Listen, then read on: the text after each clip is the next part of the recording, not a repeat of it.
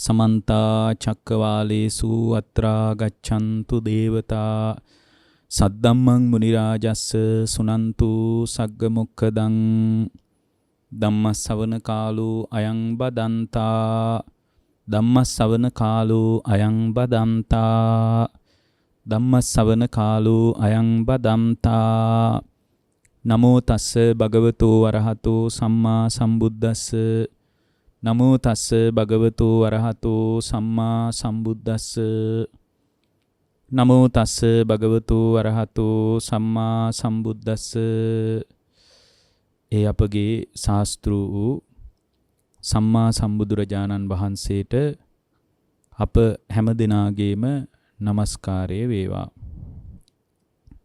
සුපින්වත්නි, ඔබ හැම දිනාම මේ මොහොතේ ඊ타ම ශ්‍රද්ධාවෙන් ධර්ම ශ්‍රවණය කරන්නටයි බණ අහන්නටයි බලාපොරොත්තු වන්නේ.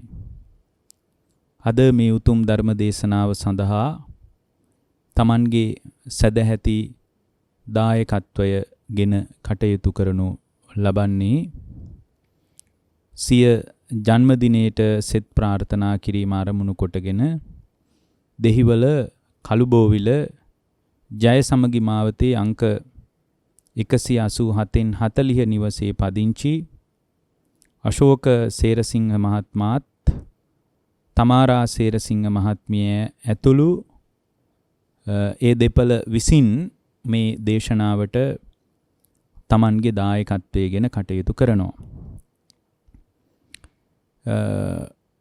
ඒ පින්තුන්ගේ අශෝක සේරසිංහ මහත්මයාගේ තමරා සේරසිංහ මහත්මියගේත් දේශනා අරමුණු සිහි කරලා අපි ධර්ම දේශනාව අවසානයේ පුණ්‍යානුමෝදනා කරන්නට බලාපොරොත්තු වෙනවා. දැන් ධර්ම ශ්‍රවණය කරන්නට කාලය. පින්වත්නි, භාග්‍යවතුන් වහන්සේ පැහැදිලි කොට වදාළ ධර්මය සෑම දහම් මාත්‍රයක්ම අපේ අභ්‍යන්තරය නිවන්න හේතු වෙනවා. බුදුදහම කිසිම දවසක පුද්ගලයාගේ ජීවිතේ කලබවන දහමක් නෙමෙයි. තමන්ව නිවන දහමක්. තමන්ව සුවපත් කරන දහමක්. තමන්ව නිවන සුවපත් කරන දහමක් තමයි අපි අභියස තියෙන්නේ. මේ ධර්මය අපි පාවිච්චි කරන්න ඕන තමන්ගේ නිවීම පිණිස, සුවපත් වීම පිණිස. යම් කෙනෙක් බුදුරජාණන් වහන්සේගේ නාමයෙන් කැළඹෙනවා නම් එයා බුදුරජාණන් වහන්සේගේ ධර්මයේ මත සැබවින්ම දායාද වුණු ශ්‍රාවකෙක් නෙමෙයි. මොකද බුදුරජාණන් වහන්සේගේ ධර්මයේ තුල දායාද වුණු ශ්‍රාවකයා හැම වෙලාවකම නිවීමයි නියෝජනය කරන්නේ. සුවපත් වීමයි නියෝජනය කරන්නේ. අභ්‍යන්තර චිත්තසංතානය සනසා ගැනීමයි නියෝජනය කරන්නේ. එනිසා අපි දක්ෂ වෙන්න ඕන මේ ධර්මයේ පාවිච්චි කරලා අපේ ආධ්‍යාත්මය සනසා ගැනීම පිණිස ප්‍රායෝගික වැඩපිළිවෙලක් ගොඩනගා ගන්නට. ඒක ලෝකේ කාටවත් හදලා දෙන්න පුළුවන් දෙයක් නෙමෙයි. මේ ධර්මයේ පරිහරණය කරමින් තම තමා විසින් හදා ගන්න ඕන තත්වයක්. පින්වත්නි, අද මේ දේශනාවට මාතෘකාවක් හැටියට බොහොම දීර්ඝ විස්තරයක් තියෙනවා. රූපය සම්බන්ධ සක්කාය දිට්ඨිය ප්‍රහාණය කරගන්නේ කොහොමද? මෙතන උපාදාය රූප සම්බන්ධවත් කතාවක් මතු කරලා තියෙනවා. ඒ වගේම අසනීප වුණු විට අනිමිත්ත චේතෝ විමුක්තිය ඇති කරගන්නේ කෙසේද? ඒ වගේම ඒ අවස්ථාවේදී ඒ අනිමිත්ත චිත්ත සමාධිය තුලින් හිත නිවනට පත් කරගන්නේ කොහොමද කියන කාරණේ ගැන පැහැදිලි කරලා දෙන්න කියලා. ඒතර මේක විශාල මාතෘකාවක්. උපාදාය රූප සම්බන්ධ සක්කාය දිට්ඨිය ප්‍රහාණය කරගත හැක්කේ කෙසේද කියලා පළවෙනියෙන් අහනවා. අපි තුල නාම රූප කියලා ධර්ම දෙකක් ක්‍රියාත්මක වෙනවා. ඒ රූප කියන කොටාසය තුල තමයි ඒ කියන්නේ නාම ධර්ම සහ රූප ධර්ම ගත්තට පස්සේ මේ රූපය තුල විශාල බෙදීමක් වර්ගීකරණයක් බුදුරජාණන් වහන්සේ අපට පැහැදිලි කොට වදාලා. කොට රූපය සම්බන්ධ රූප 28ක් ගැන ධර්මයේ සඳහන් වෙනවා. සතර මහා භූත රූප සහ ඉන් උපන් ඒ කියන්නේ සතර මහා ධාතුන් නිසා ධාතුන්ගෙන් උපන් රූපවලට උපාදාය රූප කියලා කියනවා. එතකොට මේ රූපේ ප්‍රධාන වන්නේ සතර මහා ධාතුවයි. පඨවි ධාතුව, ආපෝ ධාතුව, තේජෝ ධාතුව, වායෝ ධාතුව කියන භූත රූප හතර තමයි ප්‍රධාන වෙන්නේ. ඒවයින් උපන් රූප තව 24ක් තියෙනවා. ඒවට අපි කියනවා උපාදාය රූප කියලා. ප්‍රසාද රූප වශයෙන් මුලින් පැහැදිලි වෙනවා. මොනවාද? චක්කු ප්‍රසාදය, සෝත ප්‍රසාදය, ගාන ප්‍රසාදය, જીවහා ප්‍රසාදය, කාය ප්‍රසාදය, ඊළඟට රූපය, ශබ්දය, ගන්ධය, රස, ස්පර්ශය යන මේවට කියන්නේ ගෝචර රූප කියලා. ඊට පස්සේ භාව රූප දෙකක් තියෙනවා. ස්ත්‍රී රූපය, ඒ කියන්නේ ස්ත්‍රී භාව රූපය, පුරුෂ භාව රූපය කියලා. ඊළඟට හදය රූපය, ජීවිත රූපය, ආහාර රූපය කියලා නිෂ්පන්න රූප 18ක් තියෙනවා. එතකොට රූපවල ප්‍රධාන වෙන්නේ උපාදාය රූප. ඒවා නිසා පැන නගින තත්වයක් විදිහට තමයි මේ රූපේ විභේදනය බෙදීම ගැන ධර්මයේ සඳහන් වෙන්නේ. එතකොට මේ දැන් උදාහරණයක් විදිහට ගත්තාම ප්‍රධාන වශයෙන් මේ සතර මහා ධාතු අතහැරියට පස්සේ 24ක් උපාදාය රූප ගැන කතා කරනවා. ඒ මුලින්ම සඳහන් වෙන්නේ පින්වත්නි ප්‍රසාද රූප පහ. එතකොට චක්කු ප්‍රසාදේ, සෝත ප්‍රසාදේ, ගාන ප්‍රසාදේ, જીවහා ප්‍රසාදේ, කාය ප්‍රසාදේ කියලා ප්‍රසාද රූප පහක් තියෙනවා. ඉස්සෙල්ලා අපි නිකන් මේ ප්‍රසාද රූප ටික හරි අපි නිකන් කතා කරලා බලමුකෝ. මේ මාතෘකා 3ක් 4ක් නෙමේ දේශනාවට තියෙන්නේ. දැන් මේවා පදනම් කරගෙන සක්කාය දිට්ඨිය ප්‍රහාණය කරගන්නේ කොහොමද කියන එකත් අහනවා. ඒක ඊටාම ගැඹුරු කාරණයක්. ප්‍රසාද රූප, චක්කු ප්‍රසාදය. මොකද්ද චක්කු ප්‍රසාදය කියලා කියන්නේ?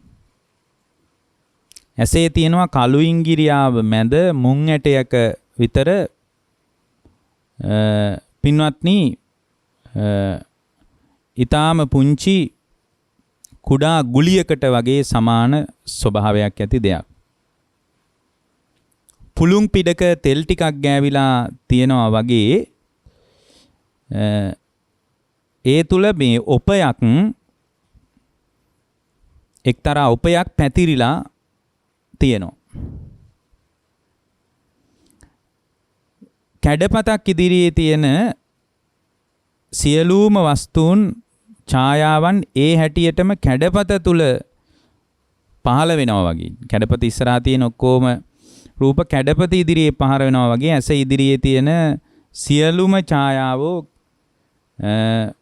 පින්වත්නි ඒ කුඩා ගුලිය ඇති ඔපෙහි පහළ වෙනවා.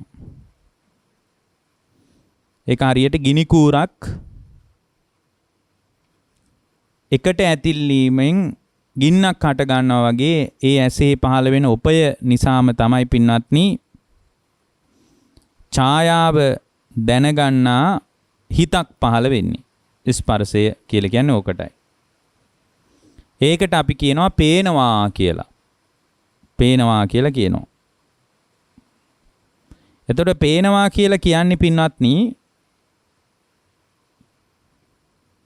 පේනවා කියලා අපි කියන්නේ රූප දකින්ට ආධාර වන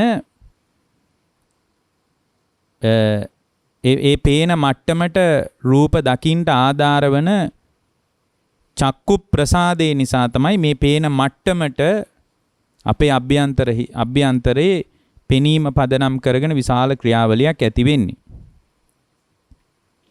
මේ ප්‍රසාදේ කියන වචනේ තේරුම තමයි ඔපය කියන එක. දැන් මේ ප්‍රසාද රූප කියනකොට එතකොට ඔපය කියන එක තමයි ඒකේ තේරුම.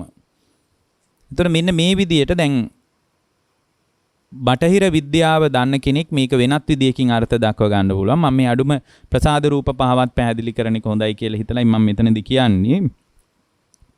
හේතුව මේ උපාදාය රූප ගැන වෙනම දේශනාවක් කිරීම අත්‍යවශ්‍යයි කියලා හිතනවා. දැන් සෝත ප්‍රසාදේ කියලා කියන්නේ පින්වත්නි කන ඇතුලේ දුඹුරු පැහැයට හුරු සියුම් ලොම් ඇති මුද්දක් වැනි ස්ථානයක් තියෙනවා. මුද්දක් වගේ එක. බටහිර විද්‍යාව මේක වෙන විදියට කියයි. මොකද ඇහෙන මට්ටමේ මේගොල්ලන්ට පරිශන කරගන්න බෑනේ. මේ ඇහෙන මට්ටමේ කන ක්‍රියාත්මක වෙන විදිය ධර්මයේ කියන්නේ. එතකොට ශබ්දයේ තියෙන පින්වත්නි ඡායාව ඇතුළු වී පහළ වෙන එක්තරා ඔපයක් තියෙනවා. සෝත ප්‍රසාදේ කියන්නේ තොපේනේ එහෙමනම් ඔපයක් තියෙනවා. ඒ ඔපය කිට්ටුවෙන් පින්වත්නි ශබ්දේ ඡායාව පහළ වෙනවා. ඒ ඔපේ කිට්ටුවෙන්. එතකොට ඒ ඡායා ඔපේ තියෙනකොට චක්කු ප්‍රසාදේ වගේම පින්වත්නි ශබ්ද ඡායාව දැනගන්න හිතක් ඒ අනුව පහළ වෙනවා. ඒකට අපි කියනවා ඇහෙනවා කියලා. එතකොට ඇහෙන එක ASCII ඊටාම සියුම් රූපයන්ගේ ක්‍රියාත්මක වීමක් තියෙනවා. ඒකට ඒ ශබ්දේ දැනගන්න මට්ටමට ආසන්න වශයෙන් උපකාර කරන නිසා ඒකට අපි කියන ඔපය කියලා. ඒකට සෝත ප්‍රසාදේ කියලා අපි කියනවා. ගාන ප්‍රසාදේ කියන්නේ මොකද්ද? ගාන ප්‍රසාදේ කියන්නේ මේ වයින් තමයි අපි බාහිර ලෝකයේ අත්දැකීම් ගන්න. ගාන ප්‍රසාදේ කියලා කියන්නේ මේ නහය ඇතුලේ පින්වත්නි එලුකුරයක් වගේ ස්ථානයක් තියෙනවා. එතකොට ඒකට මේ සුවඳ දුගඳ දෙකම කාවැදිලා යෝග්‍ය වෙලා ඒක ඇතුලේ ඔපයක් තියෙනවා. එතකොට ඒ සුවඳ සහ දුගඳ ප්‍රවිෂ්ඨ වුණාට පස්සේ ඒවා හැඳින ගන්නා වූ සිතක් එතකොට පහළ වෙනවා. ඒකට අපි කියනවා ආග්‍රහණය කරනවා කියලා. ඒ ගන්ධය දැනගන්නා වූ හිත ඉපදීමට ස්ථානීය වෙච්ච තැනට කියනවා ගාන ප්‍රසාදය කියලා. එහෙනම් මේ ගාන ප්‍රසාදය කියන්නේ මේ නහයටම නෙමෙයි. අපිට තේරෙනවා දැන් මේ කනටම නෙමෙයි සෝත ප්‍රසාදය කියන්නේ. ඇසේ සියලුම දේවල් වලට නෙමෙයි චක්කු ප්‍රසාදය කියන්නේ. දැන් ඔබට පැහැදිලිනේ ඒක. ජීවහා ප්‍රසාදය කියලා මේ දැන් මේ ධර්මයේ තෝරලා තියෙන විදිය සමහර විට අද භාග්‍යවතුන් වහන්සේ මේ බඳු දේශනාවක් කළා නම් ඒක වෙන විදියකට කරයි. නමුත් අපිට උවමනා කරන්නේ භාග්‍යවතුන් වහන්සේගේ වචනයම ඒ තුලින් මතු කරගන්නනේ. ජීවහා ප්‍රසාදේ කියලා කියන්නේ පින්වත්නි මේ දිවේ තියෙනවා නෙළුම් මල් පෙත්තක හරියට අග්ගිස්ස තියෙනවා වගේ ස්ථානයක් මේ දිවේ තියෙනවා. මధుර තිත්ත ඇඹුල් ආදී රසයන් කාවැදෙන ඔපයක් ඒ තුල පවතිනවා. මේ රසය කෑමනේ මේ රසය ඇඹුල්ද තිත්තද ලුණු රහද කර රහද පැණි රහද මේ කුමන රසයක් හෝ ස්ථානයට පැමිණුණාට පස්සේ ඒ රස දැනෙන හිතක් ඒ අනුව පහළ වෙනවා. ඒ හිතට ආධාර කරන රසයේ කාවදින දිවේ ඔපයට කියනවා ජීවහා ප්‍රසාදය කියලා. ඊළඟට මොකද්ද මේ කාය ප්‍රසාදය කියලා කියන්නේ? කාය ප්‍රසාදය කියලා කියන්නේ පින්වත්නි ඒ වස්තු වල මේ සම්පූර්ණයෙන්ම තියෙන තද බව, මොලොක් බව, රළු බව, මේ බාහිර ලෝකයේ තියෙන ඒ වස්තු වල තියෙන රළු බවද, මොලොක් බවද, ඒ වගේම ඒවායේ තියෙන සැහැල්ලු බවද, සිසිල් බවද, උණුසුම් බවද, මෙන්න මේ ආදී ස්වභාවයන් ඔස්සේ ස්පර්ශයේ ගැටෙන්නා වූ කාවදින එක්තරා ස්වභාවයක් මේ ශරීරේ පුරා විහිදිලා පවතිනවා.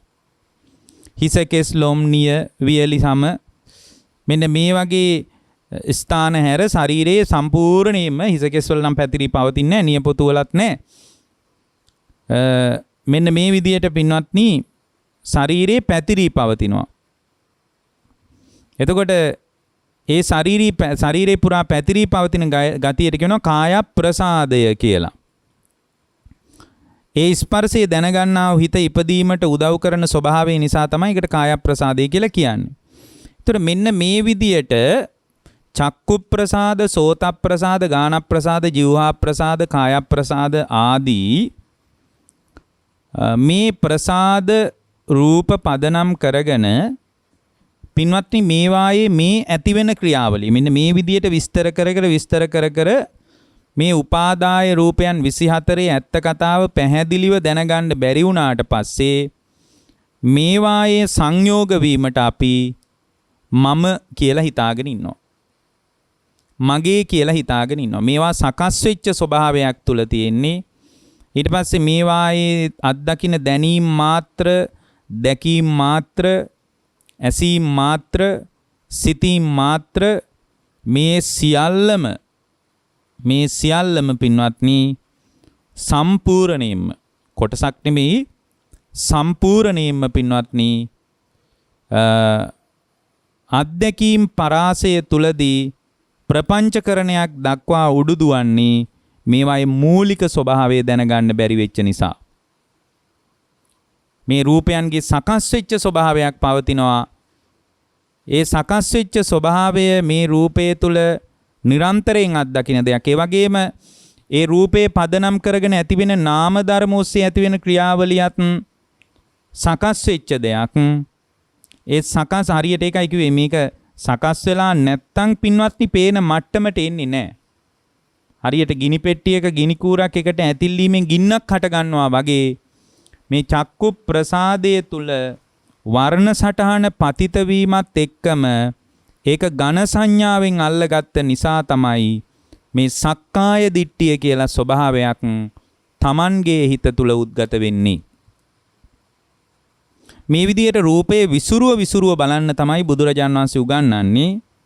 මේ විදියට මේ උපාදාය රූපවල ඇත්ත කතාව විස්තර වශයෙන් දැනගත්තාම මම විඳිනවා, මට දැනෙනවා, මට හිතෙනවා කියලා ග්‍රහණය කරගන්න, අල්ලගන්න ලෝකේ දෙයක් නැතුව යනවා. ඒ නිසා අපි හොඳට ඉගෙන ගන්න ඕන එක දෙයක්. මොකද්ද?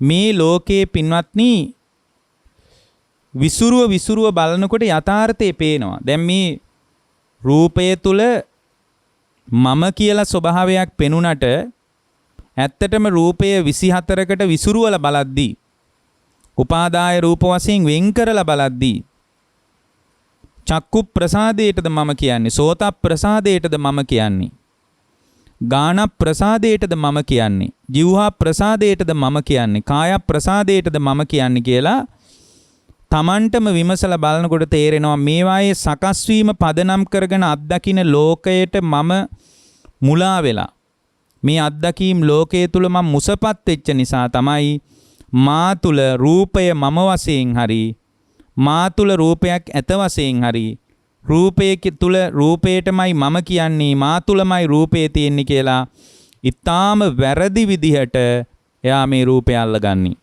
හේතුව තමයි එයාට රූපයේ ඇත්ත කතාව තේරුම් ගන්න බැරි වෙච්ච නිසා. රූපයේ ඇත්ත කතාව තේරුම් ගන්න බැරි වෙච්ච නිසා. එතකොට මේ රූපය කියන්නේ මෙන්න මෙබඳු විදිහකට විස්තර කරලා වෙන් කරලා බලනකොට මේ රූපයට තනිව කළ හැකි කිසිවක් නැහැ. එතකොට රූපයට තනිව කළ හැකි කිසිවක් නැහැ. ඒ ඔස්සේ නාම ධර්ම අපි මේ දැන් හැම වෙලාවකම අපි මොකද්ද කිව්වේ? දැන් අපි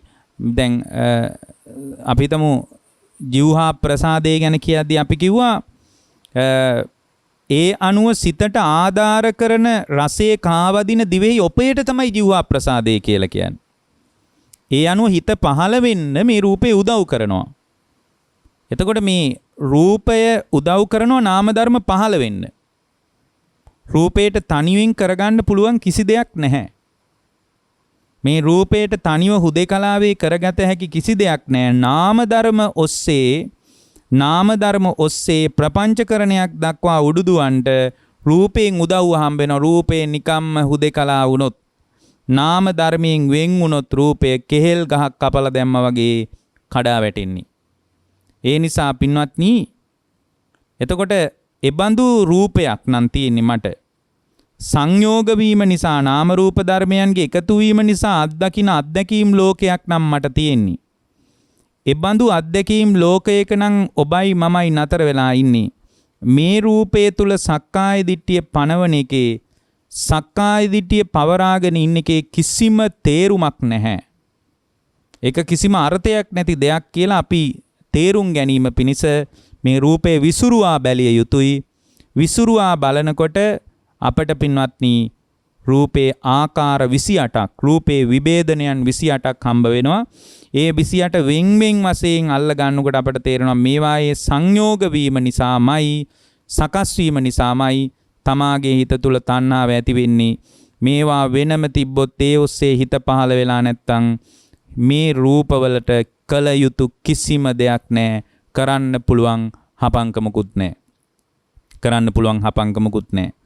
ඒ ඔස්සේ හිත පහළ වෙනකොට ගොඩ නැගෙන නාම ධර්ම ඇසුරු කරගෙනමයි පින්වත්නි මේ රූපේ නැගී හිටීම සිද්ධ වෙන්නේ. එතකොට මේ සත්‍ය අපි ඊටාම හොඳින් පැහැදිලිව පින්වත්නි තේරුම් ගන්න ඕන. දැන් බුදුරජාණන් වහන්සේ දේශනා කරපු ඊටාම ලස්සන දේශනාවක් තියෙනවා. දැන් මෙතන අපිට මතක් කරනවා මේ කාරණේම දැන් මේ තුලම අත්දකින්න ලෝකයේ තුල නිර්වාණ අවබෝධයට කරගන්නේ කොහොමද කියලාත් පැහැදිලි කරලා දෙන්න කියලා. ඇත්තටම පින්වත්නි මේ චක්කු ප්‍රසාද, සෝත ප්‍රසාද, ගාන ප්‍රසාද ආදී වශයෙන් මේ රූපේ විභේදනයන්ගේ උපකාරයේ නාම ධර්ම වලට උදව් කරනවා. හරියට මේ නාම රූප ධර්මයන් එකතු වෙලායි තියෙන්නේ අර එකට හිටවපු දරමිටි දෙකක් වගේ. එකක් වැටුනොත් එකක් වැටෙනවා. නාම රූපයන්ගෙන් තොරව රූපයට පැවැත්මකුත් නැහැ. රූපයෙන් තොරව නයන්ගේ පැවැත්මකුත් නැහැ. එකිනෙකට යැපෙනවා. මේ නාම රූප ධර්මයන් පහළ වෙච්ච තැනක ස්කන්ධ ලෝකයේ උපාදානය වෙනකොට උපාදානය කරගන්නේ නැතුව ඉන්න තැනක තමයි නිබ්බාන කියන ස්වභාවය අපට අත්දැක ගන්න පුළුවන් වෙන්නේ. එතකොට මේ නිබ්බාන කියන ස්වභාවය අත්දකින්න ශ්‍රාවකයෙකුට දැන් ඔකට හරි ලස්සන දේශනාවක් තියෙනවා. සංයුක්ත නිකායේ සලායතන වර්ගයේ කේමා සූත්‍රය කියලා. කේමා භික්ෂුණිය විසින් ඒ කාරණේ පැහැදිලි කරන්නේ. කේමා භික්ෂුණිය පැහැදිලි කරන කාරණේ ඊටාම වැදගත්. ඒ දවස්වල බුදුරජාණන් වහන්සේ වැඩ සිටියේ සවැත් නුවර ජේතවනාරාමේ අනේපිඬු සිටුවරයා විසින් කරපු විශාල ආරාම සංකීර්ණේ. ඒ දවස්වල කේමා භික්ෂුණිය මේ කෝසල ජනපදයේ චාරිකාවේ වැඩම කළා. කෝසල ජනපදයේ චාරිකාවේ වැඩම කරනකොට පින්වත්නි සවැත් නුවරටත් සාකේත නුවරටත් අතර කෝරණවත්තු කියලා ගමක් තිබිලා තියෙනවා. ඒතර මේ තෝරණවත්තු කියන ගමට පිණ්ඩපාතේ වැඩම කරලා මේ ගමේ තමයි මේ කේමා කියන භික්ෂුණිය රහත් භික්ෂුණිය වැඩ හිටියේ. ඉතින් මේ රජ්ජුරුවොත් චාරිකාවේ වඩින ගමන්, ඒ කියන්නේ කොසල් ජනපදයේ චාරිකාවේ වඩිදී මේ සවැත් නුවර සාකේත නුවරටත් කිට්ටු වෙන අතර තෝරණවත්තු කියන මේ ගමට පැමිණිලා මේ රජ්ජුරුවොත් සාකේත නුවරටත් සවැත් නුවරටත් යද්දී මේ නගරෙන් නතර වුණා. නතර වෙලා මේ ඒ ගමේ එදා රැය පහන් කරන්න කල්පනා කළා. ඉතින් රජුරන්ට අදාළ රාජකීය විදියට ඒ කටයුතු ලෑස්ති කරලා තියෙන්නේ නැති. මධ්‍යම රාත්‍රියේ එනකොට ටිකක් හවස් වේගෙන එනකොට, ඇත්තට මධ්‍යම රාත්‍රියටත් වඩා හවස් වේගෙන එනකොට රජුරෝ තමන්ගේ ළඟ හිටපු එක්තරා හිතවත් පුරුෂයෙකුට කතා කළා. කතා කරලා කිව්වා මේ පුරුෂය අපි අද කාත් එක්කද මේ දහම් පිළිසඳරකයේ දෙන්නේ. මේ පැත්තේ රජුරෝ ඉතින් කාලෙකින් ආපු තැනක් වෙන්න ඇති. මේ පැත්තේ නැද්ද නිකන් දහම් පිළිසඳරකයේ දෙන්න ඒකට සුදුසු ශ්‍රමණේක් හරි බ්‍රාහ්මණේක් හරි කවුරු හරි කෙනෙක් මේ අපිට හොයාගන්න බැරි වෙයිද කියලා ඇහුවා. එහෙම අහනකොට මෙයා ටිකක් කල්පනා කරලා බලලා කියනවා, දේවයන් වහන්සේ එහෙම කෙනෙක් නම් ඉන්නවා මෙහි. කවුද ඒ කියලා ඇහුවා. මේ ගමේ ඉන්නවා කියලා ආරංචි බුදුරජාණන් වහන්සේගේ ශ්‍රාවිකාවක් වෙච්ච කේමා කියන භික්ෂුණිය. එතකොට මේ කේමා කියන භික්ෂුණිය මේ තෝරණවත්තු ගමේ හිටින බව ආරංචි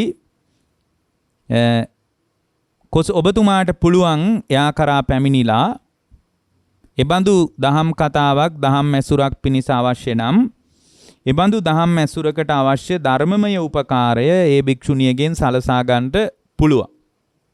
ඔබතුමා කැමති නම්. ඇය මේ ඊටාම ඥානවන්තයි කියලත් ප්‍රසිද්ධයි. දැන් ඊට පස්සේ මෙයා හොයාගෙන ඉන්න ඇති. මොකද රජුරොත් එක්ක සංවාදයට නම් ඉතින් ඒකට සුදුසු කෙනෙක් ඉන්න එපාය. මෝඩ මිනිස්සෙක් එක බෑනේ. එයා හොයලා බැලුවා. බලලා ඇවිල්ලා ආයේ කිව්වා, රජතුමනි මේ භික්ෂුණිය ආර්යාවක් කියලා ඇයගේ කීර්තිය පැතිරිලා යනවා. ඊටා ඥානවන්ත බොහෝම වික්ත කෙනෙක් කියලාත් පැතිරිලා යනවා. බොහෝ ඇසූ පිරූ තැන් තියෙන කෙනෙක් කියලාත් කතාව පැතිරිලා යනවා. ඔබතුමා කැමති නම් මේ භික්ෂුණිය එක්ක යම් පිළිසඳර කතාවක, දහම් කතාවක යෙදෙන්න පුළුවන්. එහෙම කියනකොට අර කොසල් රජතුමා කේමා භික්ෂුණිය හිටි තැනට ගියා. හිටි තැනට ගිහින් කේමා භික්ෂුණියට වන්දනාත් කළා. වන්දනා කරලා එක පැත්තකින් වාඩි වුණා කේමා භික්ෂුණිය කිට්ටුයි. කේමා භික්ෂුණියට මෙහෙමත් පැවසුවා, ආර්යාවනි දැන් බලන්න එයාට උවමනයි යම් දහම් කතාවක යෙදෙන්න. හැබැයි ඒ කාලේ තිබ්බ ප්‍රශ්නයක් තමයි ඇයගෙන් මේ රජතුමා අහනවා, ආර්යාවනි ඇත්තටම තථාගතයන් වහන්සේ මරණින් මත්තේ ඉන්නවද? මොකද ඒ කාලේ හරි ගැටලු ටිකක් තිබ්බා. මේ මරණින් පස්සේ ඉන්නවද නැද්ද කියන එක තමයි ඒ කාලේ තිබ්බ බරපතල කතාව. මොකද බුදුරජාණන් වහන්සේ කවුරුත් කියපු නැති කතාවක් කිව්වා. මරණින් පස්සේ මේ කියන්නේ හේතු නිරුද්ධ වීමෙන් සියල්ලම නිරුද්ධ වී යන විදිහේ කතාවක් කිව්වා. ඉතින් මේක අමුතු කතාවක් භාරතයේට. මේ බුදුරජාණන් වහන්සේ මතු කරපු කතාව බොහොම අමුතු කතාවක්. ඒ නිසා මේ අය අතර බොහොම ഘോഷාවක් තිබුණා. අවබෝධයට පත්වෙච්ච කෙනෙක් මරණින් මතු ඉන්නවද නැද්ද කියලා. මේ වගේ කතාවක් තිබ්බා. ඒකයි අහන්නේ, ආර්යාවෙනි මරණින් පස්සේ තථාගතයන් වහන්සේ ඉන්නවද නැද්ද? එතකොට අර කේමා භික්ෂුණිය කිව්වා තථාගතයන් වහන්සේ මරණින් මතු ඉන්නවාය කියලා කාරණයක් බුදුරජාණන් වහන්සේ වදාරලා නැහැ. එහෙම එකක්. ඒක නොඅදාළ එකක්. ඊට පස්සේ අනිත් පැත්තට ඇහුවා, හොඳයි එහෙනම් ආර්යාවනි තථාගතයන් වහන්සේ මරණින් මත්තේ නැද්ද? ඒ කියන්නේ මේ තථාගතයන් වහන්සේ විතරක් නෙමෙයි, අවබෝධයට පත්වෙච්ච අය මරණින් පස්සේ නැද්ද? බුදුරජාණන් වහන්සේ වදාළ විදියටම ඇය කියනවා රජතුමනි තථාගතයන් වහන්සේ මරණින් මත්තේ නෑ කියලා දෙයක්වත් ඒකත් පනව ගන්න පුළුවන්කමක් නෑ. එහෙම කියන්නත් බෑ.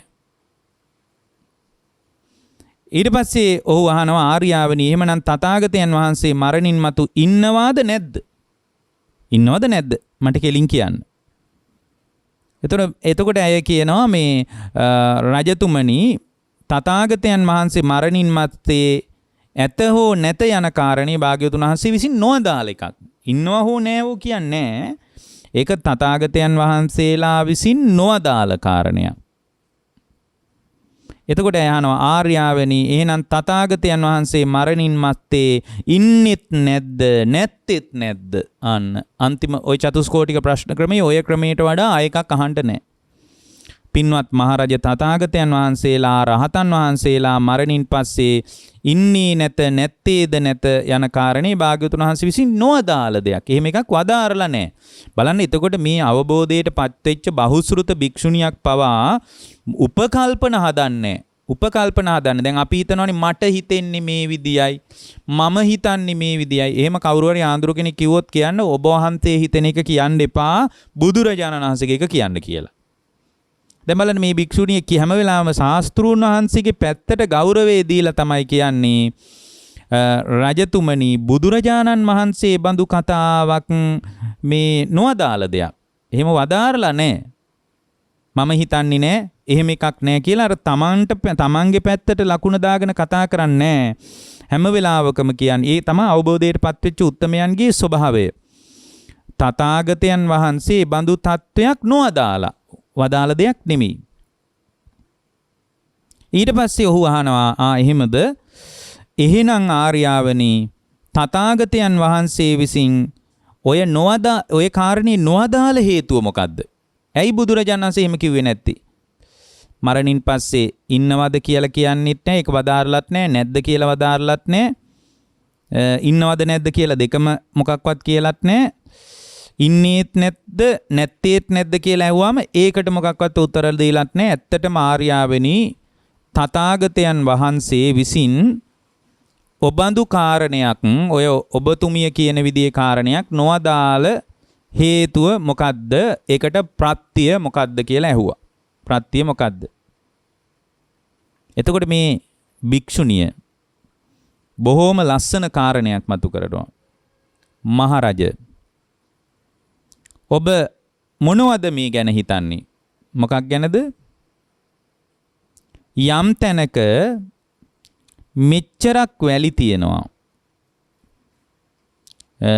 අපිටම සම්පූර්ණ මේ පොළවේ එක භූමියක වාලුකා කාන්තාරයක මෙච්චරක් වැලි තියෙනවා. මෙච්චරක් 100 ගණන් වැලි කැට තියෙනවා කියලා හරි මෙච්චරක් දහස් ගණන් වැලි කැට තියෙනවා හරි මෙච්චරක් ලක්ෂ ගණන් වැලි කැට තියෙනවා කියලා හරි ගංගා නදියේ පවතින වැලි කැට මෙපමණක් තියෙනවා කියලා ගංගා නදියේ වැලි ගණනය කරන්නට පුළුවන්කමක් තියෙනවා නම් සංඛ්‍යාවකින් ඒක දක්වන්න පුළුවන් කෙනෙක් ඔබ ළඟ ඉන්නවද? ඔබ දන්නවද? ගංගා නම් ගඟේ අර වැලි කැට රජතුමනි මෙන්න මෙච්චරයි තියෙන්නේ. මෙන්න මෙච්චර වැලි ප්‍රමාණයක් තියෙනවා. මෙන්න මේ තරම් වැලි ප්‍රමාණයක් තියෙනවා කියලා මේ ගංගා නම් ගඟේ වැලි කැට ප්‍රමාණය දක්වන්න පුළුවන් කෙනෙක් ඔබතුමා ළඟ ඉන්නවද? ඔබතුමා එහෙම දක්වන්න පුළුවන් කෙනෙක් දන්නවද කියලා අහනවා. ආර්යාවනි එහෙම කෙනෙක් නම් මම දන්නේ නැහැ. එහෙම කෙනෙක් ගැන මම දන්නේ නැහැ. ඒ වගේම රජතුමනි ඒ ගඟේ වතුර ප්‍රමාණය මෙච්චරයි. වතුර නැලි තියෙනවා මේ තරම් ප්‍රමාණයක්. මෙච්චර 100 ගාණක් වතුර නැලි තියෙනවා. මෙච්චර දහස් ගාණක් තියෙනවා.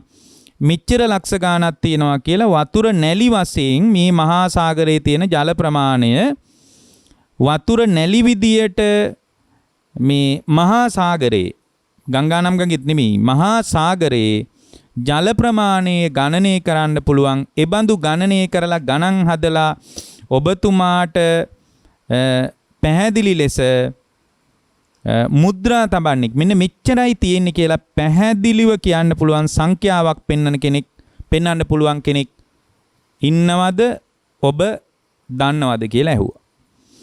එතකොට රජුරු ආයෙත් කියනවා ආර්යාවෙනි එහෙම කෙනෙක් නම් ඇත්තේ නෑමයි. කවුරුවත් නෑමයි. එතකොට අර කේමා කියන භික්ෂුණිය අහනවා රහත් භික්ෂුණිය අහනවා හොඳයි රජතුමනි ඒකට හේතුව මොකක්ද කියලා. ඒකට හේතුව මොකක්ද කියලා. එතකොට රජුරු උත්තර දෙනවා ආර්යාවෙනි මේ සාගරයේ ගැඹුරුයි. මිනුමක් ගන්න බෑ. මිනුමක් ගන්න බෑ. හරියටම මේ ප්‍රශ්නෙට බැසගෙන උත්තරයක් දෙන්න පුළුවන්කමක් නැහැ. ওই ප්‍රශ්නෙට හරියටම බැසගෙන උත්තරයක් දෙන්න පුළුවන්කමක් නැහැ. ඒව මේවකෝ මහරජ යේන රූපේ තථාගතෝ පඤ්ඤාපය මානෝ පඤ්ඤාපේය තං රූපං තථාගතස්ස පහීනං උච්චින්න මූලං තාලාවත්තු කතං අනභාවං කතං ආයතින් අනුප්පාද ධම්මං රූප සංඛ්‍යා විමුක්තෝ බුදුරජාණන් ඊට පස්සේ මේ භික්ෂුණිය කියනවා අන්න ඒ වගේ රජතුමනි ඔය විදියටමයි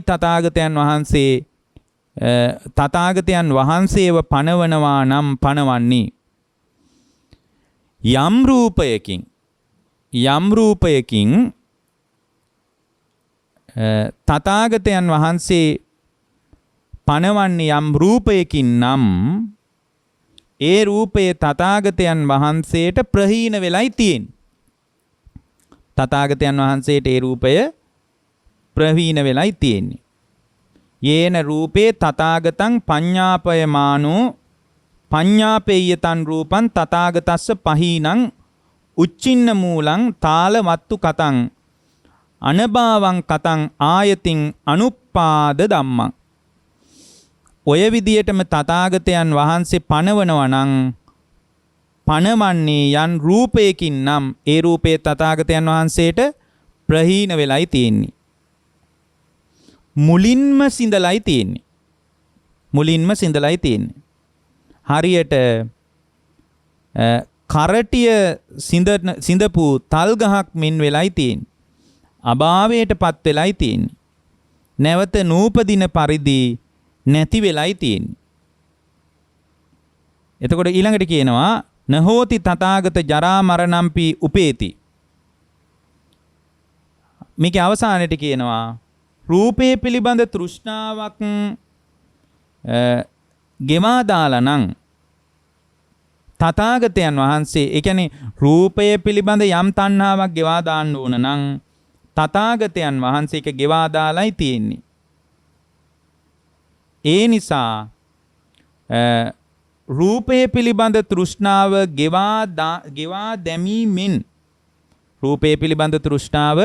ගෙවා දැමීමෙන් නිදහස් වෙලා ඉන්න තථාගතයන් වහන්සේ ගම්බීරයි. උන්වහන්සේ මිනුමකට අයිති වෙන්නේ නැහැ. බැස ගැනීමකට අයිති වෙන්නේ නැහැ. හරියට මහා සාගරය වගේ. ඒ නිසා තථාගතයන් වහන්සේ මරණින් මත්තේ ඉන්නවාද යන කරුණ යෙදෙන්නේ නැහැ.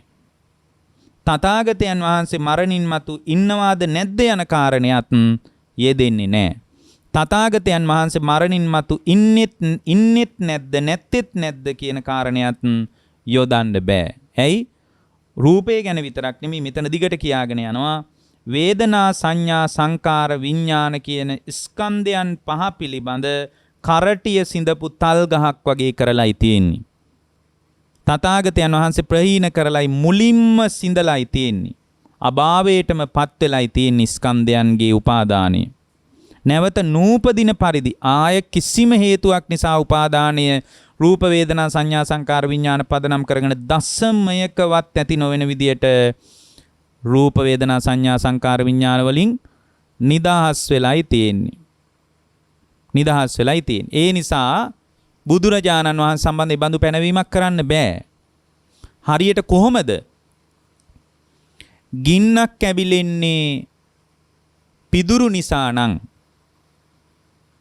පිදුරු අයින් වුණාට පස්සේ පිදුරු ඉවත් කළාට පස්සේ පිදුරු දැවිලා ඉවර වුණාන් පස්සේ ගින්න නිවි යන්නේ යම්සේද? ගින්න නිවි යන්නේ යම්සේද?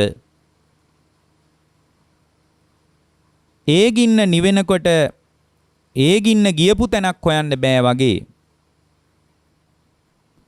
සම්පූර්ණයෙන්ම නැවත නැවත භවයට අදාළ භවයේ පැනවීමට උපකාර වන භවයේ සකස් වීමට උපකාර වන භවයේ පනවා ගන්න අදාළ කර්ම සකස් වීමක් නැත්තම් ගින්නක් නිවුනාම ගින්න ගියපු දිශාව හොයන්න බෑ වගේ අවබෝධයටපත් වෙච්ච උතුමා මරණින් මත්තේ ඉන්නවද නැද්ද කියලා එකක් පනව ගන්න බෑ. මෙතන ඒක පැහැදිලි නොවුනත් අපි ඒක තේරුම් ගන්න ඕන. එතකොට එහෙමනම් අපිට මේ භවය කියන එක පැනවෙන්නේ සම්පූර්ණයෙන්ම උපය ධර්මයන් පදනම් කරගෙන උපය උපාදාන අබිනිවේෂ අනුසය ධර්මයන් පදනම් කරගෙන තමයි පින්වත්නි මේ භවය කියලා ස්වභාවයක් අපි තුල පැනවෙන්නේ. උපය උපාදාන අබිනිවේෂ අනුසය ධර්මයන් යම් තැනක නැත්තම් පින්වත්නි එතන භවය කියලා ස්වභාවයක් පැනවෙන්නේ නැහැ. ඔන්න අවබෝධය හදාගන්න කෙනෙකුට පින්වත්නි තමන්ගේ නාම රූප ධර්මයන් මත තමා තුළ මතුවෙන නාම රූප ධර්මයන් මත ස්කන්ධ ධර්මයන් ගොඩ නැගෙනකොට නැවත නැවත කර්ම සකස් කරගන්න ලෝකයට පිවිසෙනවා සාමාන්‍ය කෙනෙක්. ඒ පිවිසෙන තැන්වල යා හැම වෙලාවකම කර්ම සකස් කරගන්නවා. එයාට නැවත ලෝකයට පිවිසෙනකොට අත්දැකීම් තුල තමාගේ ජීවිතයේ අභ්‍යන්තර ලෝකයේ තුල ගොඩනැගෙන ස්කන්ධ පහ මත උපාදානීය ස්වභාවයක් පැනවෙන්නේ නැත්තම් උපාදානීය ස්වභාවයක් පැවරෙන්නේ නැත්තම් ඒ පැවරෙන්නේ නැති තැනක එයාගේ හිත නිවනටපත් වෙනවා. ඔන්න නිවන සම්බන්ධවත් පැහැදිලි කාරණයක් මතු කළා. එhmenan ස්කන්ධයන්ගෙන් මිදීම තුලමයි නිවන තියෙන්නේ. තණ්හාවමයි නිවන වසාදාන කාරණේ. සසර මවන්නේ තණ්හාව විසින්මයි. ඊළඟට මේ මාතෘකාවේ තියෙන අනිමිත්ත චේතෝ විමුක්තිය ඇති කරගන්නේ කෙසේද? අහලා තියෙන අසනීප වූ විට අසනීප වුණාම අනිමිත්ත සමාධියක් ඇති කරගන්න බෑ. ඒක පුහුණු කරලා තියෙන්න ඕන. අසනීප වෙච්ච වෙලාවක මං අනිමිත්ත චිත්ත සමාධිය දියුණු කර ගන්නවා කියලා හිටියොත් එහෙම යාට කවදාවත් අනිමිත්ත චිත්ත සමාධියක් දියුණු කරන්න බෑ. මේ ලෞකික ධ්‍යාන සමාපatti අතර ප්‍රණීතම සමාධිය තමයි අනිමිත්ත චිත්ත සමාධිය. එතකොට අනිමිත්ත චිත්ත සමාධිය කියන එක බොහොම වැදගත් දෙයක්. ප්‍රණීතයි කියලා බුදුරජාණන් වහන්සේ පවා අගය කළේ. එතකොට දැන් මේකේ අහලා තියෙන අසනීප වූ විට අනිමිත්ත චේතෝ සමාධිය ඇති කරගන්නේ කොහොමද? අසනීප වෙන වෙලාවට නෙමෙයි, ඒක ක්‍රමානුකූලව පුහුණු කරලා තින්න කෙනෙකුට අසනීප වෙන වෙලාවට ඒ සමාධියට සමවැදිලා වේදනාව යට කරගන්න පුළුවන්. පින්වත්නි, බුදුරජාණන් වහන්සේ පැහැදිලි කරන විදිහට මේ සියලු සංස්කාරයන්ගේ නිමිති කල්පනා කොට නිමිති සටහන් වෙන ස්වභාවයක් අපේ මනස තුල ක්‍රියාත්මක වෙනවා හැම වෙලාවකම. එතකොට මේ නිමිති සටහන් වීමේ ස්වභාවයක් අපේ හිත තුල පවතිනවා. මේ සියලු සංස්කාරයන් පිළිබඳ නිමිති කල්පනා නොකොට ඉන්න ස්වභාවයට කියනවා අනිමිත්ත කියලා. අනිමිත්ත කියන්නේ මොකද්ද? අනිමිත්ත කියන්නේ සියලු සංස්කාරයන්ගේ නිමිති කල්පනා නොකොට ඉන්න ස්වභාවයට තමයි අනිමිත්ත කියලා කියන්නේ. දැන් අපේ නිමිති සටහන් වීමක් තියෙන නිසා තමයි අහපු දේවල් ආයෙත් ඇස් දෙක පියාගෙන කල්පනා කරලා ආවර්ජනය කරලා බලන්න පුළුවන්. නිමිති රැඳිලා තියෙනවා. දැනිච්ච රස ඒ වෙලාවේ ආයේ ජීවහා විඥාණයෙන් දැනගන්නවා නෙමෙයි, මනෝ විඥාණයෙන් නැවතත් ආවර්ජනය කරලා කල්පනා කරලා ඒක මතක් කරලා බලන්න පුළුවන්. ඒ ඇයි නිමිති සටහන් වෙලා තියෙන නිසා. එතකොට රූපවල, ශබ්දවල, ගන්ධ සුවඳවල, රසවල, පහස තුල නිමිති අපේ මනස තුල රැඳී පවතිනවා. ඒවා හිතට වැටහෙන බවට කියනවා නිමිත්ත කියලා. අහපු දැකපු දැනුණු හිතුණු දේවල් සටහන් වෙලා තියෙන දේවල් ආය කල්පනා කරලා බැලීමෙන් අත්දකින්න තත්වයට කියනවා නිමිත්ත කියලා. එතකොට යම් කෙනෙක් අනිමිත්ත චේතෝ සමාධියට සමවැදුනාම ඒ කායික වශයෙන් නිමිති වැටෙන්නේ නැහැ. නිමිති වැටෙන්නේ නැතිකම නිසාම ඒක බොහොම ශාන්ත ප්‍රණීත මානසික අවධියකට Tamanගේ හිත ගැඹුරු තැනකට හිත පත් කරගන්න පුළුවන්. ඒ පත් කර ගැනීම පිණිස දියුණු කරන සමාධියට අනිමිත්ත චේතෝ සමාධි කියලා කියනවා. ඇත්තටම පින්වත්නි සමාධියත් ප්‍රඥාවත් දියුණු නම් විතරයි ඒක කරන්න පුළුවන්. අන්න ඒකයි ලෙඩ වෙච්ච වෙලාවට කරන්න බෑ කියලා කිව්වේ. පළවෙනියෙන් නිමිත්ත කියන්නේ මොකක්ද කියලා දැනගන්න ඕන. පින්වත්නි නිමිත්ත කියලා කියන්නේ සිතේ වැටෙන ස්වභාවයනේ.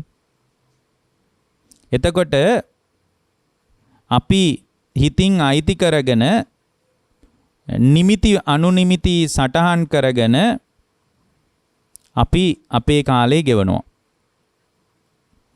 නමුත් මේ නිමිත්ත කියන එක අල්ලලා අතගාලා ගන්න පුළුවන් එකක් නෙමෙයි. මේ නිමිත්ත කියන ස්වභාවයේ පින්වත්නි සිතේ ඇති දෙයක්. සත්‍ය වශයෙන් පවතින දෙයක්ුත් නෙමෙයි. නිමිත්ත කියලා කියන්නේම සංස්කාරයක් කර ඒ තුල වෙන කිසිම දෙයක් නැහැ. අපි ඒක පළවෙනියෙන් තේරුම් ගන්න ඕන. ඒ කියන්නේ මනසට වැටහෙන නිමිත්ත කියලා කියන්නේ සම්පූර්ණයෙන්ම නාම ධර්මයක්. ඒක රූපේටවත් බාහිර ලෝකයටවත් අයිති දෙයක් නෙවෙයි, සම්පූර්ණයෙන් නාම ධර්මයක්. නිමිති සටහන් පහළ වීම කියලා කියන්නේ මේ නිමිති සටහන් පහළවීම සත්වයාගේ නිමිති සටහන් පහළවීම මත සත්වයා උපාදානය කරගෙන කටයුතු කරනවා. උපාදානය කරගෙන කටයුතු කරනවා. එතකොට මේ නිමිති සටහන් උපාදානය කරගෙන කටයුතු කරන්නේත් අපි තුල තියෙන අවිද්‍යාව නිසාමයි. අවිද්‍යාව නිසාම මේ සිතේ ක්‍රියාත්මක වන දේවල් වලට අපේ හිත බැඳිලා හිතේ උපාදානය ඇති කරගෙන ඉන්නකොට තව දුරටත් ඒ නිමිත්තම පදනම් කරගෙන නොයෙක් ආකාරයේ සිතුවිලි ධර්ම Tamanගේ හිත පැත්තට ගලාගෙන එනවා. ඒක තමයි වෙන්නේ. දැන් උදාහරණයක් විදිහට අපි මෙහෙම හිතමු. උදාහරණයක් විදිහට අපි ගිහින් තියෙනවා සෝමාවතිය වඳින්න දැකලා තියෙනවා. ඒතර සෝමාවතිය දැක්කට පස්සේ ඒ සෝමාවතිය දැක්කාම ඒක හිතට වැටුණාට පස්සේ ඒක හිතින් ඇල්ලුවොත් පින්වත්නි ඒ අල්ලගත්ත තැනක දැන් මෙතන ඉඳලා සෝමාවතිය වැඳලා තියෙන කෙනෙකුට දැන් කල්පනා කරලා බලලා ඒ ඔස්සේ ඒ නිමිත්තම පදනම් කරගෙන හිතට ගොඩාක් සංස්කාර ධර්ම ගලාගෙන ඉන්නේ නැද්ද? ගලාගෙන එනවා. එතකොට ඒ සංස්කාර ධර්ම හිතට ගලාගෙන එනකොට නිමිති වැටහිච්ච ස්වභාවය නිසාම සංස්කාර ගලාගෙන එනකොට ඒ සංස්කාර උපාදානය වෙනවා. උපාදානයේ නිසා භවය පැනවෙනවා. ඔන්න ඔය විදිහට මනසේ නිමිති රැඳිලා තියෙන එක සත්‍ය වශයෙන්ම හැඟීමක් විතරයි. මේ හැඟීම් නිසා නොයෙක් සංස්කාර ධර්මයන් හිතට ගලාගෙන එනවා පින්වත්නි. එතකොට මේ විදියට Tamanගේ හිත පැත්තට නොයෙක් සංස්කාර ධර්මයන් ගලාගෙන එනවා මේ නිමිති සටහන් වෙලා තියෙන නිසා. දැන් මෙතන උපාදානය අයින් කරලා දැම්මොත් එහෙම සිතින් අල්ලන්නේ නැතුව ඉන්නවා නම් ඒ කියන්නේ අර උපාදානය අයින් කරලා සිතින් නිමිත්ත අල්ලන්නේ නැතුව ඉන්න එකට කියනවා එහෙම හිත පුහුණු කරන එකට කියනවා අනිමිත්ත චිත්ත සමාධිය කියලා. අනිමිත්ත චිත්ත සමාධිය කියලා. එතකොට සිතුවිලි ගැන අපි ඒ ඇතිවෙච්ච නාම ධර්ම විඳිමින් අපි කාලේ ගෙවනවා. ඇත්තටම සිතුවිලි ධර්ම හිතට ගලන එක නිමිති මනසට වැටෙන එකම දුකක්. ඒක දුකක්. ඒක පදනම් කරගෙන සංස්කාර ඒකාන්තේම ගලාගෙන යනවා. සංකාර කියන්නේම දුකක්. හිතින් උපාදානය කළා නම් සම්පූර්ණයෙන්ම නැවත දුකේ සමුදයයි. දුකේ සමුදයයි. සංකාර කියන්නේ දුකක්. ඒක ඒ නිමිත්ත නිසා හිතට සංස්කාර ධර්ම ගලනකොට ඒක හිතින් අල්ලගත්තොත් උපාදානය කරා නම් අන්න ඒක තමයි දුකේ හට ගැනීම. එතකොට මේ විදියට Tamanගේ හිතට සංස්කාර ධර්ම ගලන්නේ නැතුව ඉන්න විදියට නිමිති වැටෙන්නේ නැතුව ඉන්න ගැඹුරු මානසික අවධියකට තමයි අනිමිත්ත චිත්ත සමාධිය කියලා කියන්නේ. එතකොට මේ සිත තුළ සම්පූර්ණයෙන්ම ඇත්තටම පින්වත්නි බාහිර ලෝකයක් අභ්‍යන්තර ලෝකයක් නිමිති වශයෙන් සටහන් කරගන්න නැතුව ඉන්නකොට සුඛ වේදනාව කියන ස්වභාවයෙන්ුත් හිත නිදහස්, දුක්ඛ වේදනාව කියන ස්වභාවයෙන්ුත් හිත නිදහස්, අදුක්ඛම සුඛ වේදනාව කියන ස්වභාවයෙන්ුත් හිත නිදහස්. සිත තුළ ඇල්මකුත් නැහැ, වේදනාව උපාදානයකුත් නැහැ, කර්ම භවයකුත් නැහැ.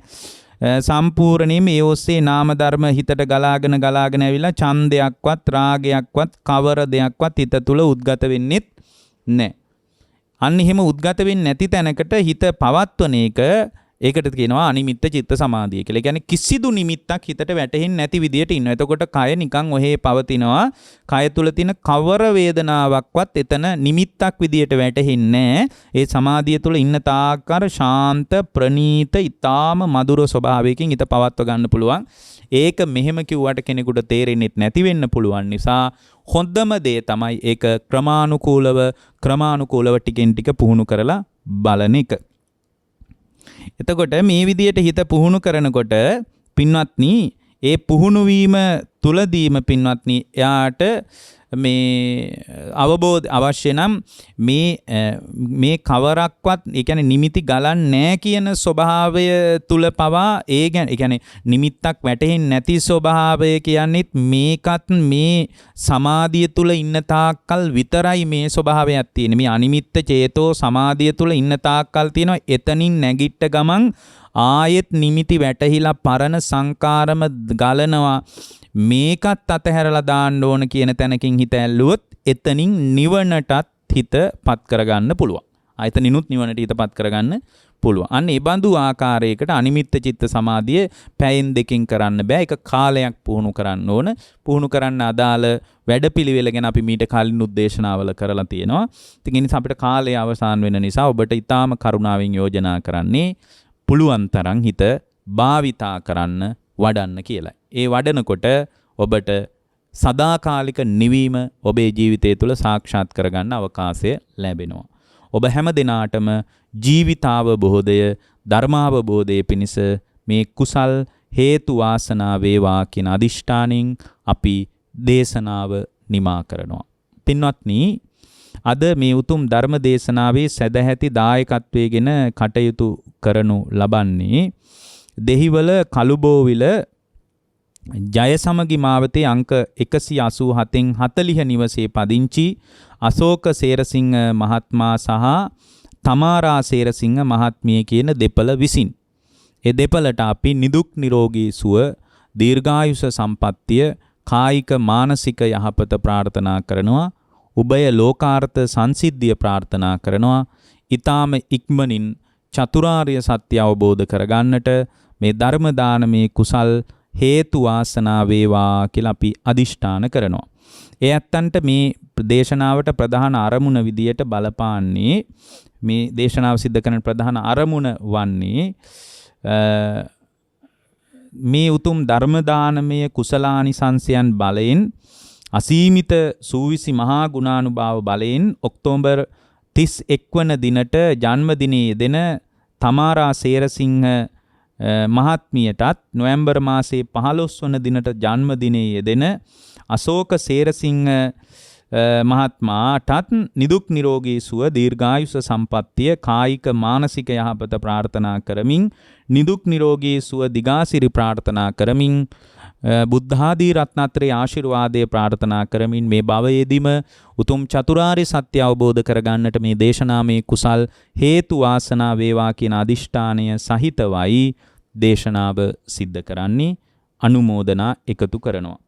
ඒ වගේම දයාබරණීය පුතුන් වන අකලංක ඡත්‍ර මෙන්ම තෙරුණි සහ මෙලානි යන ලේලිවරුන්ටත් පුතුන් ඇතුළු අකලංක ඇතුළු අනිකුත් ලේලිවරුන්ටත් උවින් අකිඳු කියන මුණුබුරන්ටත් නිදුක් නිරෝගී සුව ප්‍රාර්ථනා කරලා තියෙනවා. කොරෝනා වසංගත තත්ත්වය ඊටාම ඉක්මනින් පහව ගොස් නිදුක් නිරෝගී සුව හැම දිනාටම සැලසේවා කියන අදිෂ්ඨානයත් ඇති කරගෙන තියෙනවා. දරුවන් ප්‍රධානව ඒ පවුලේ හැම දිනාටම ආශිර්වාද කරනවා. අශෝක සේරසිංහ මහත්මයාටත් තමරා සේරසිංහ මහත්මියටත් නිදුක් නිරෝගී සුව දීර්ඝායුෂ ප්‍රාර්ථනා කරනවා. කායික මානසික යහපත ප්‍රාර්ථනා කරනවා. ලෝකාර්ථ සංසිද්ධිය ප්‍රාර්ථනා කරනවා. ඊ타ම් ඉක්මනින් චතුරාර්ය සත්‍ය අවබෝධ වේවා කියලත් ප්‍රාර්ථනා කරනවා. ලක්වාසී ලෝකවාසී හැම දිනාටමත් ඥාති හැම දිනාටමත් ධර්මාවබෝධයේ පිණිස මේ කුසල් හේතු වාසනා වේවා කියන අදිෂ්ඨානයත් අපටත් දේශකයන් වහන්සේ හැටියට චතුරාර්ය සත්‍ය අවබෝධ කරගන්න මේ කුසල් උපකාර වේවා කියන අදිෂ්ඨානය ඇත්තෝ ඇති කරගෙන තියෙනවා. පරලෝ සැපත් දෙමව්පියන් වන පෑලිස් සේරසිංහ මහත්මයාටත් ඉන්ද්‍රාණී සේරසිංහ මහත්මියටත් ඒබ්‍රහීම් රන්වල මහත්මයාටත් කරලයින් රන්වල මහත්මිය ඇතුළු දෙපාර්ශවයේ නැසී මිය පරලෝකීය සියලු ඥාතීන්ට මේ කුසල් උපකාර වේවා. මේ කුසල් බලයෙන් ඒ ඇත්ත සුවපත් වේවා. භවගාමී ජීවිතේ යහපත් කරගනිත්වා. ජාත්‍යාදී දුක් වලින් නිදහස්ව ලබන අමා නිවන් පිණිසම මේ කුසල් හේතු වාසනා වේවා කියලා අදිෂ්ඨාන කරනවා. සක්දෙවිඳුන් ප්‍රදාන සතරවරම් දෙවිවරුන් ඇතුළු සියලු දෙවියන්ටත් අවීචියේ පටන් බවාග්‍රේ දක්වා විහිදී පැතිරී පවතින පෙනෙන නොපෙනෙන හැම දිනාටමත් මේ කුසල් උපකාර වේවා. ජාත්‍යාදී දුකෙන් නිදහස්ව ලබන අමා නිවන් පිණිසම මේ දේශනාමේ කුසල් හේතු වාසනා වේවා කියන අදිෂ්ඨානයෙන් අපි අද ධර්මානුශාසනාව නිමා කරනවා. ඔබ හැම දිනාටම තෙරුවන් සරණයි. රාගක්ඛයෝ නිබ්බානං